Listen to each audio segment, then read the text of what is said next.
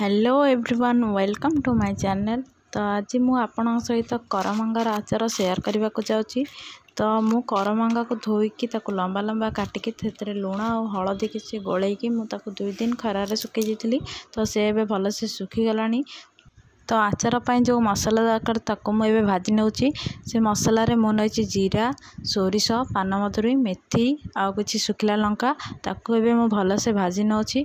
तो भाजी सारा पर ठंडा हो सारा पर मुझे ग्राइंडिंग करदेवी। तो यहाँ मु बनाऊँगी करमंगार स्वीट एंड स्पाइसी आचार। तो मसला ये भल से भाजी हो गलानी। तो एबे मु कड़ाई रे अल्प पानी दे से अल्प जी खटार दरकार गुड़ तो गुड़ पकईदेवी।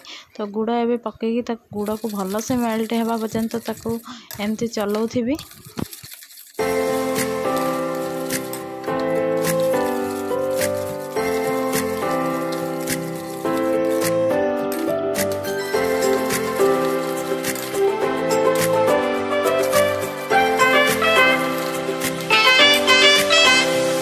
तो एठी एबे गुड़ भल से मेल्ट हो गलानी। तो मुझे कलर पाई आ राग पाई भी मु अल्प टिके लंका गुंड पकईदेवी। तो लंका गुंड पकईकी सारा पर से अल्प तो लुण पकईदेवी।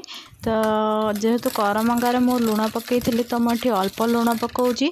तो एमती भल से घाटे टिके ताको आणिके हाथ रे टिके अठा लगे पर्यंत ताको एमती घाटीदेवे। तो बेसी तार परिका करें ना से पूरा पाग हो। तो मुझे सुखी रखी जो करमंगा ताको पकई भल से मिसई नौची। तो करमंगा को बेसी खरारे सुखेबेनी 1 दिन कि 2 दिन सुखेबे ना करमंगा बहुत टाण हो। तो खाया को एत भल लगे। तो मु करमंगा को 2 दिन ही सुखई।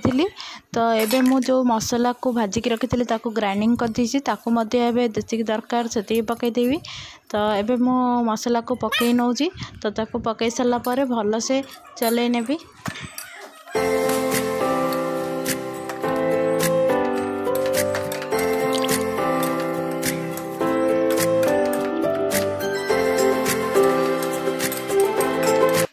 तो आपण मैंने देखिपे केते सुंदर आचार कलर आसी।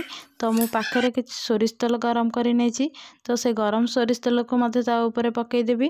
तो एबे सोरिष तेल भल से गरम हो गलानी। तो मुझे से सोरिष तेल को से आचार रे पकईदेवी। तो आपण मैंने देखिपे केते सुंदर कलर तार देखा जाउची। तो बहुत बढ़िया होता आचार टी। तो आचार टी बहुत बढ़िया होता। तो मत मसला टी कम लगे तो मुझे अल्प टिके मसला जो रखी ताको पकईदेली। तो ताको पकईकी भल से गोलई नौची। बहुत बढ़िया होता। तो आचार एबे हो गलानी। मुझे गैस को बंद कर नेबी। तो ताको ठंडा करिया को छाड़देवी। तो ठंडा हो गला पर मुझे एक जार रे पसई नेबी। तो जार रे मुझे 6 मास पर्यंत आप स्टोर करें।